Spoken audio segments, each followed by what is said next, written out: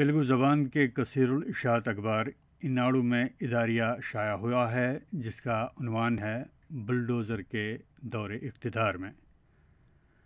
हमारे सियासतदान ओहदा संभालते हुए हल्फ उठाते हैं कि वो आईन और क़ानून के मुताबिक बग़ैर किसी खौफ हिरास के या किसी के साथ मोहब्बत या नफ़रत के जज्बात के बग़ैर जुमला लोगों की खिदमत करेंगे।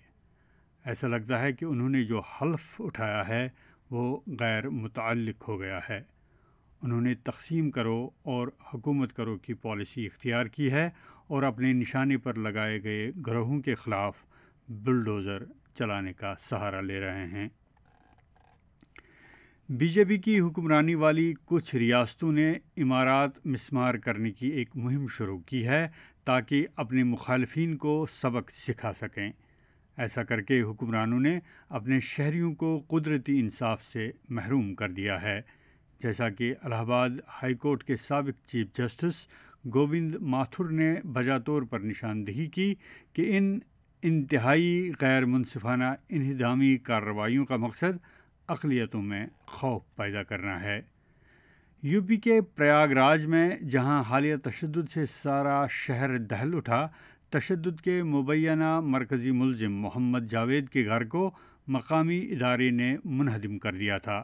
इंतज़ामिया इस कार्रवाई का दिफा करती है और दावा करती है कि मकान एक गैर कानूनी ढांचा था जिसके इन्हिदाम के लिए पेशगी इत्तला भी दी गई थी और मुनासिब तरीक़ेकार पर अमल किया गया था।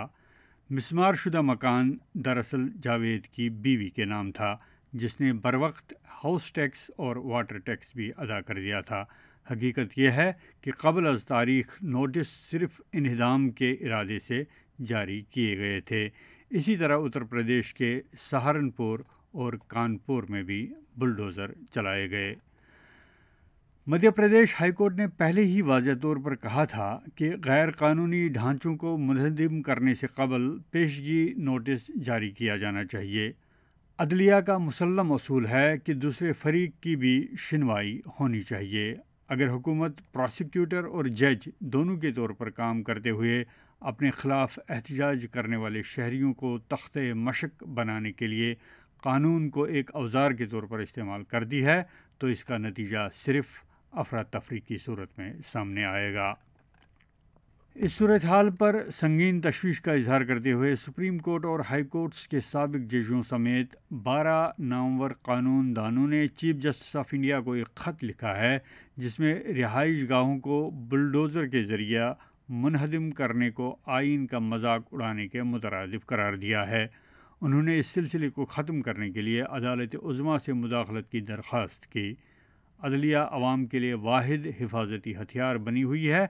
जब रियासती सरपरस्ती में तशद्दुद आम लोगों की दहलीज पर पहुंच गया हो तो अदलिया को चाहिए कि इन हालात में आम लोगों के लिए एक सहारा बने।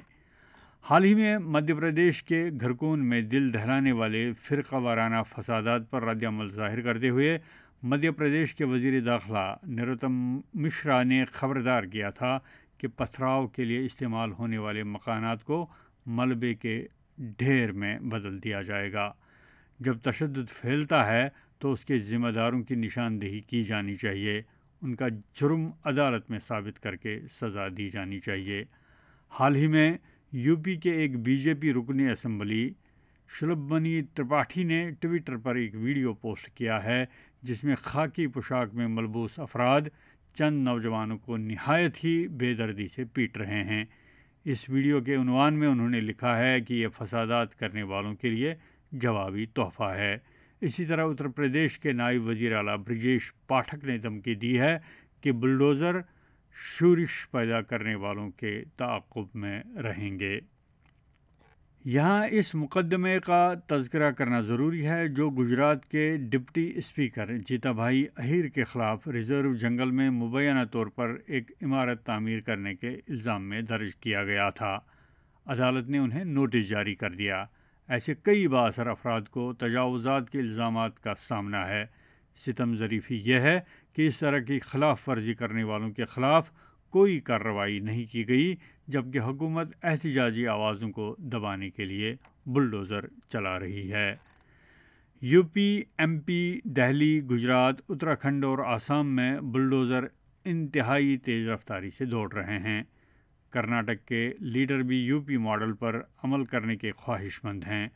مدھیہ پردیش کے اجین میں چلائے جانے والے بلڈوزر پر سپریم کورٹ کے سابق جج دیپک گپتا نے حیرت و استعجاب میں سوال پوچھا کہ اگر سیاستدان اور پولیس اس طرح قانون کو اپنے ہاتھ میں لے لیں تو عام آدمی کہاں جائے گا؟